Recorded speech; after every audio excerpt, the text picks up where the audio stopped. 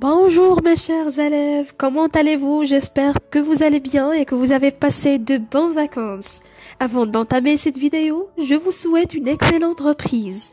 Alors aujourd'hui, nous allons voir ensemble l'évaluation diagnostique. Il s'agit d'un test réalisé en début d'apprentissage qui permet d'évaluer les connaissances antérieures des apprenants pour définir leurs points faibles mais aussi leurs points forts et combler leurs lacunes. Comme vous le savez, on ne peut débuter une reprise sans recourir à cette évaluation si importante pour l'apprentissage que nous allons présenter par la suite. Alors, restez branchés.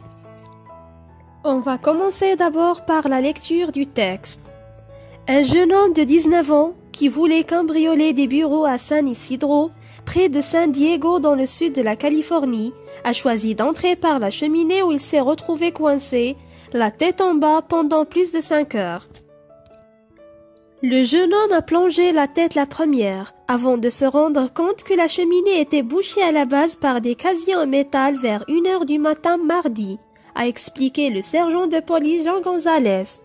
2 de ses complices, âgés de 16 et 17 ans, ont de leur côté forcé la porte d'entrée. Ne trouvant pas d'argent, ils ont réuni des stylos et autres fournitures de bureau.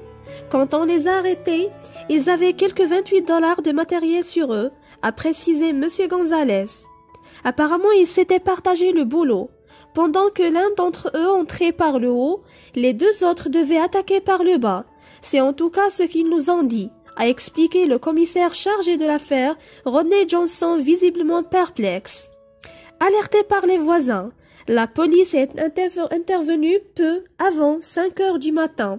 Les 2 adolescents étaient toujours à l'intérieur du bâtiment, tentant désespérément d'extraire leurs amis du conduit où ils se trouvaient prisonniers. Les pompiers sont ensuite intervenus et ont dû détruire partiellement le bas de la cheminée pour enfin libérer le jeune homme vers 6 heures. Ils ont attaqué 3 couches successives de briques pour le sortir de là, a précisé M. Johnson. La référence de ce texte, Libération, 15 novembre 2016.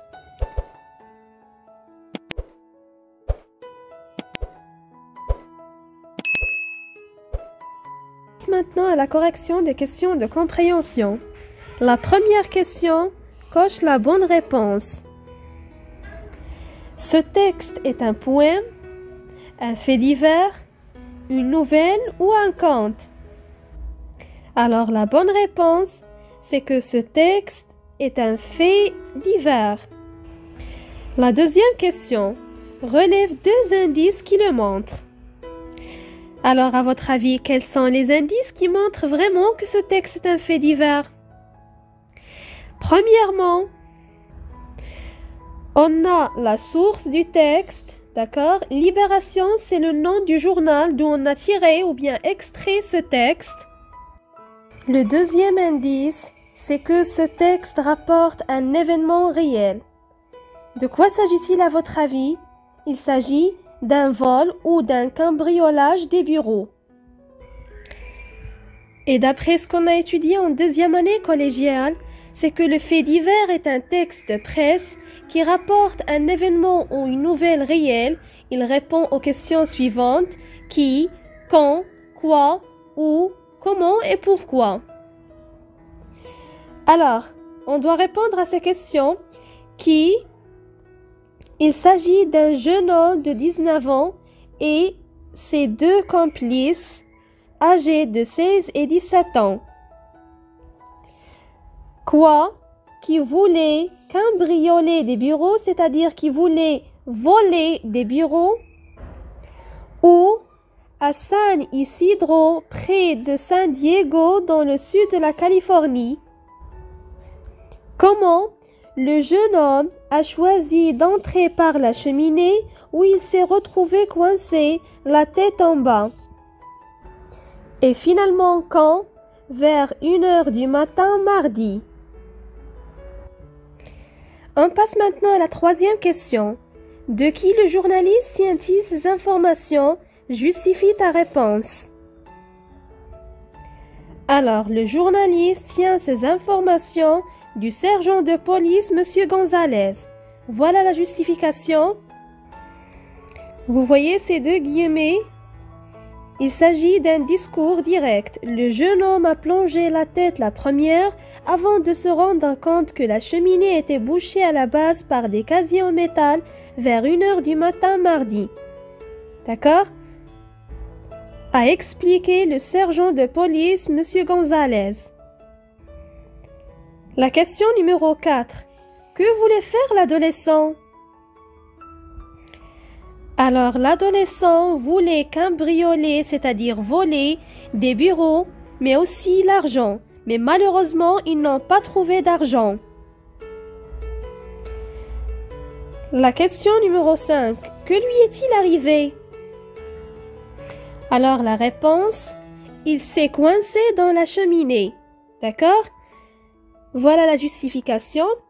Le jeune homme a choisi d'entrer par la cheminée où il s'est retrouvé coincé la tête en bas pendant plus de 5 heures. La question numéro 6. Qu'est-ce que ses complices ont-ils fait? Alors, les complices de l'adolescent âgé de 16 et 17 ans ont de leur côté forcé la porte d'entrée de la maison. La question numéro 7. Souligne la bonne réponse. A. Le cambrioleur s'en est sorti tout seul. B. Le cambrioleur a été sauvé par les voisins. C. Le cambrioleur a été sauvé par les pompiers. On désigne par le mot cambrioleur, c'est-à-dire voleur. Cambrioler signifie voler. Alors la bonne réponse, c'est que le cambrioleur a été sauvé par les pompiers. Voilà la justification dans le texte. Les pompiers sont ensuite intervenus et ont dû détruire partiellement le bas de la cheminée pour enfin libérer le jeune homme vers 6 heures. La question numéro 8. Qu'est-ce qui montre que les faits racontés sont vrais? On a déjà expliqué que le fait divers rapporte une nouvelle réelle. Il répond aux questions suivantes: qui, quand, quoi, où, comment et pourquoi. On a aussi le discours des témoins, d'accord? Voilà les guillemets.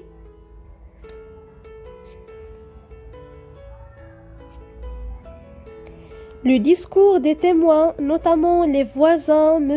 Johnson et M. Gonzalez, montre vraiment que les faits racontés sont vrais. La question numéro 9. Combien de temps l'opération des pompiers dure-t-elle et qu'est-ce qui le montre? Alors, l'opération des pompiers a duré 5 heures.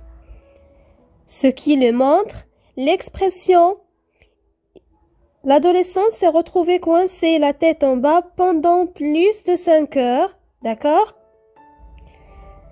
Deuxième indice, c'est que le temps du cambriolage s'était passé vers 1h du matin mardi. Et finalement, les pompiers sont ensuite intervenus pour enfin libérer le jeune homme vers 6 heures. La question numéro 10 propose un titre au texte. À titre d'exemple, on peut noter le jeune cambrioleur. La question numéro 11. Que penses-tu de ce qu'a fait l'adolescent? Alors, mes chers élèves, que pensez-vous du comportement de l'adolescent? J'attends vos réponses dans la barre des commentaires. Personnellement, je pense que cet adolescent est stupide et il mérite ce qui lui est arrivé. Pourquoi? Parce qu'il a commis un délit de vol, d'accord? Et il doit être puni.